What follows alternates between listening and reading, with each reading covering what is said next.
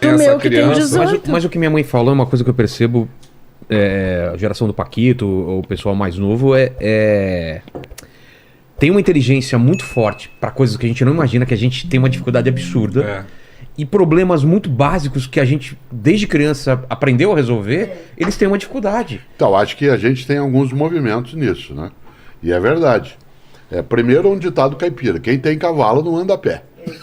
Né? Se alguém faz por você, você não vai fazer. Exato. Aliás, é uma economia de esforço. Né? Se você tem adultos que, ao formarem crianças, com elas não partilham as atividades, não partilham as tarefas, é evidente que ela não terá essa condição, essa habilidade, né, de dar o passo.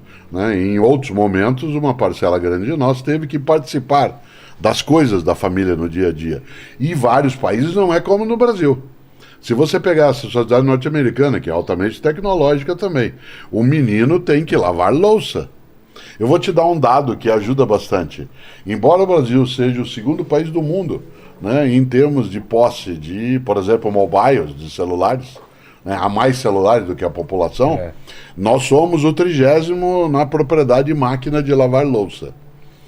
Né? Isto é, nós temos um consumo tecnológico muito alto, mas nós somos o 30º em relação ao consumo de máquina de lavar louça por uma razão: porque tem quem lave. Exato.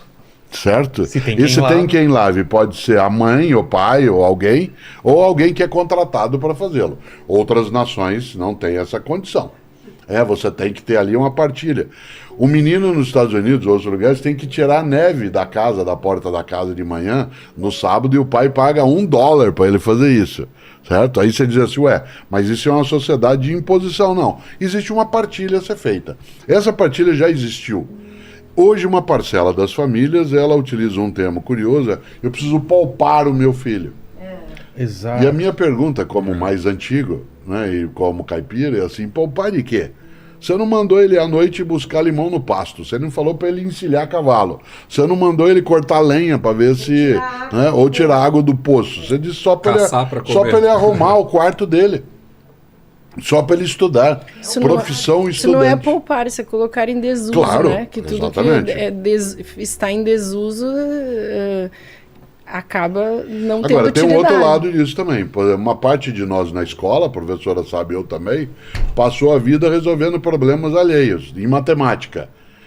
2 pedreiros levantam 5 metros de muro Fui na num feira, dia. Isso. Santas Quantos metros serão levantados de uma semana? Nós nunca, isso não era problema nosso, eu nunca levantei muro. Quando o Paulo Freire chegou discutindo, né, no livro Pedagogia da Oprimida, que a gente tinha que colocar problemas das pessoas para elas terem alguma significação, que o pedreiro levantar muro é uma coisa importante, mas era o que estava desconectado, né, da realidade da pessoa. Então, nós passamos de um polo, que era ficar resolvendo o problema alheio, qual era a trajetória de um foguete, lembra? Em balística, né? Como é que é? Nenhum de nós aqui jamais lançou um foguete, né? Mas não se discutia como é que funcionava o chuveiro elétrico, né? Como fazer uma apresentação em público. Como fazer uma apresentação em público. Então, nós passamos, né, de um momento em que a gente ficava lidando com problemas abstratos para a incapacidade de lidar com problemas concretos. Né? Portanto, a gente não modificou tanto assim, a gente só piorou um pouco. Sabe uma... E não é só Espera aí, mãe, só avisa ele antes para ele ligar o seu microfone, senão não sai sua voz. Você ligou? Vamos lá. E não é só poupar. É uma geração que eles não aceitam não. É uma geração que não. Mas ela não nasceu pronta. Se ela não aceita não, é porque alguém grande não disse não. Exatamente. Então os adultos estão com um problema realmente seríssimo na educação. Sem dúvida. Mas eu vou acrescentar mais uma coisa aqui para a discussão, que é o lance da felicidade, né? Eu vejo uma preocupação excessiva nos pais em quererem que os filhos sejam felizes, colocando esse peso em cima dos ombros deles, como se fosse um lugar que você chega e fica. E a molecada descobre que a felicidade não é um lugar onde você chega, entendeu? Então, essa busca da felicidade, a busca do prazer, da dopamina, que as redes sociais elas dão pra você toda hora, né? Você é premiado toda hora. Isso tá bugando a cabeça do pessoal, não é? A Rê sabe bastante de neuromarketing. Eu sou como é que é? Eu estudo neurociência romântica. Nossa! Neurociência romântica. Eu aprendi Isso é um- esse conceito. Eu conheci um Isso é um- astrônomo. A pessoa, o que tu faz? Ele disse, eu sou astrônomo romântico. Eu, Poxa, que legal. Nossa. O que faz um astrônomo romântico? Estuda astronomia por amor. Ah, tá. Então eu sou uma Sou um neurocientista condutor de romântica. posso veículo dizer. de movimentação vertical. Que é ascensorista. É tipo isso.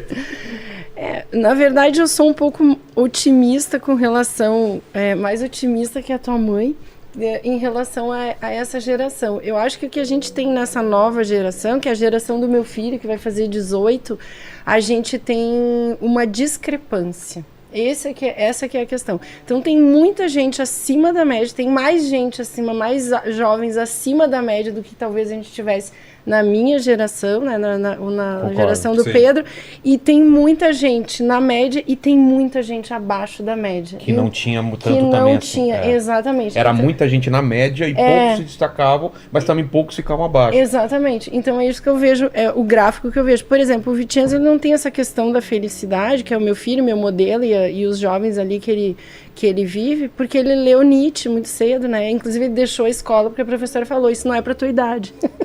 E ele estava, então, nesse... E não é.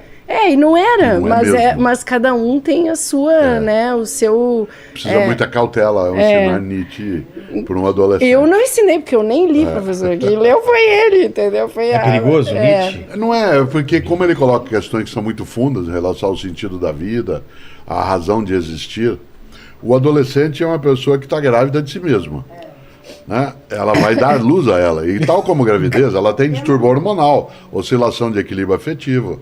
Ela tem algo que é o momento como o eterno. Muita fome também. Fome, fome. Por exemplo, a ideia de que tudo é definitivo é muito marcante na adolescência, na transição.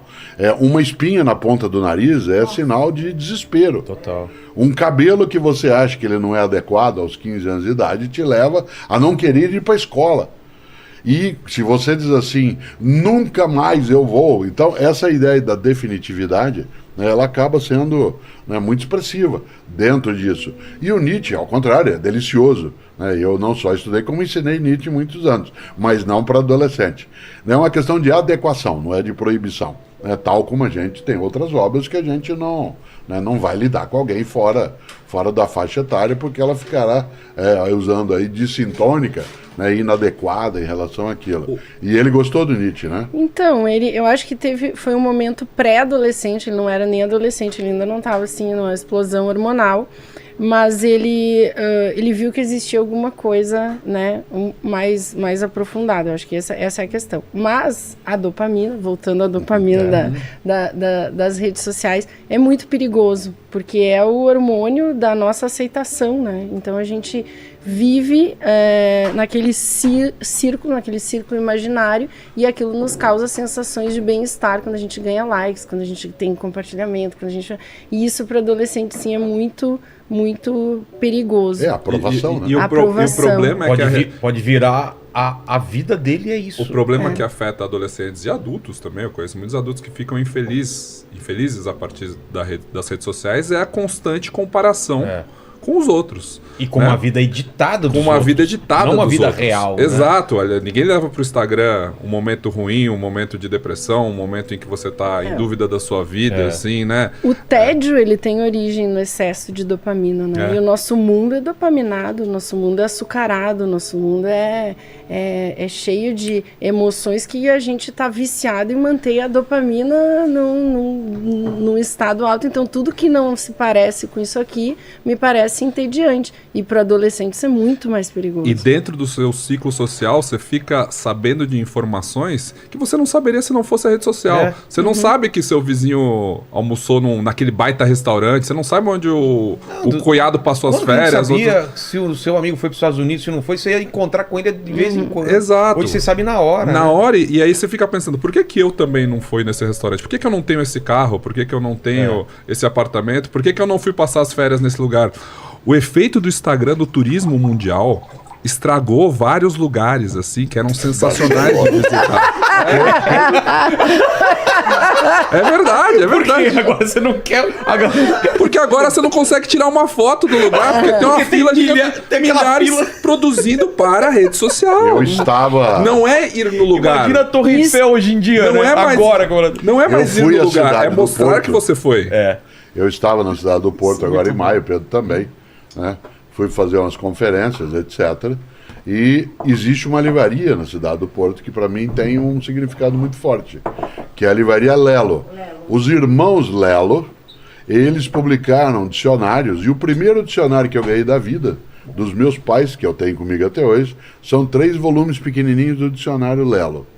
Estando eu na cidade do Porto, eu queria visitar, né, a livraria Lelo.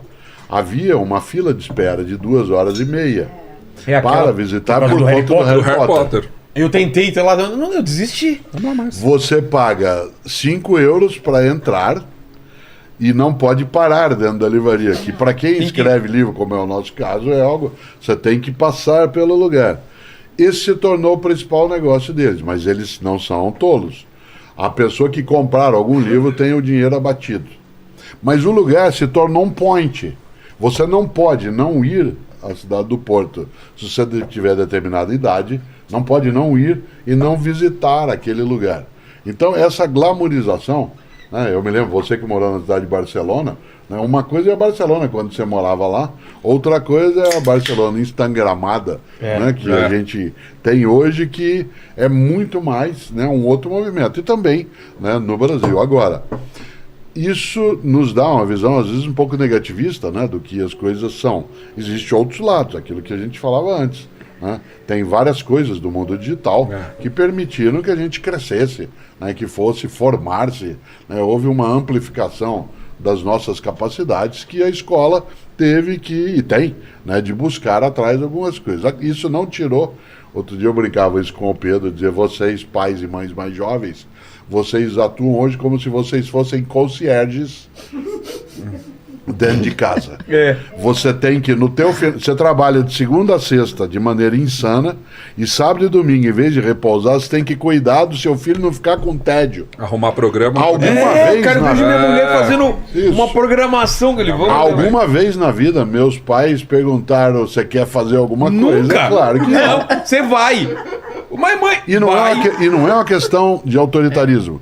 É porque a lógica era o seguinte, você se organize nas suas coisas, aquilo que não é perigoso. Mas não tem o que fazer. Valer.